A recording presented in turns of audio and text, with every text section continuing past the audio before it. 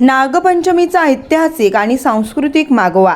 सर्पमित्र बाळू निळे चिखले आपली ओळख परिसरातील सापांची.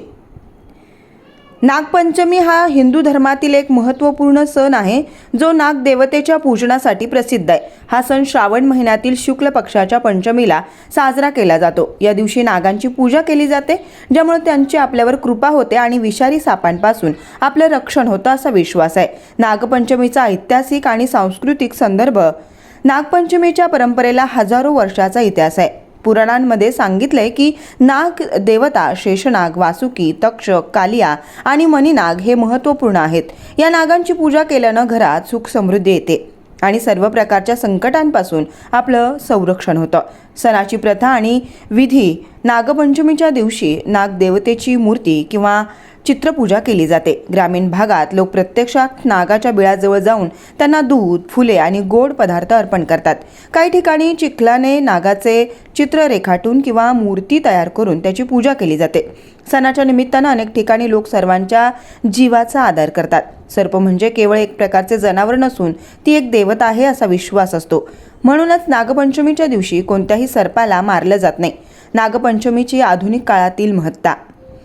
आजच्या काळात नागपंचमीला पर्यावरण संरक्षणाशी जोडलं जातं. सर्प ही पर्यावरणासाठी महत्त्वाची कडी आहे, कारण ते उंदरांना खाऊन शेतीचं नुकसान टाळतात. त्यामुळे पर्यावरणाचं संतुलन राखलं जातं.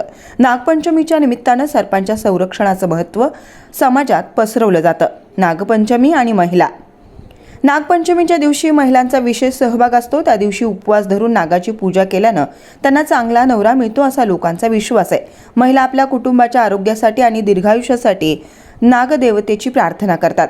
साहित्य आणि कलेतील नागपंचमी. भारतीय साहित्य, काव्य आणि चित्रकलेत नागपंचमीचा उल्लेख विशेष आहे.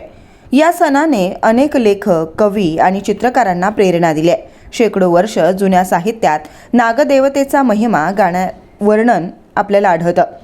निष्कर्ष. नागपंचमी हा सण भारतीय संस्कृतीचा एक अविभाज्य भाग आहे. या सणात धार्मिकता, पर्यावरण जागरूकता आणि पारंपरिक मूल्यांची सांगड घालण्यात आलेली आहे.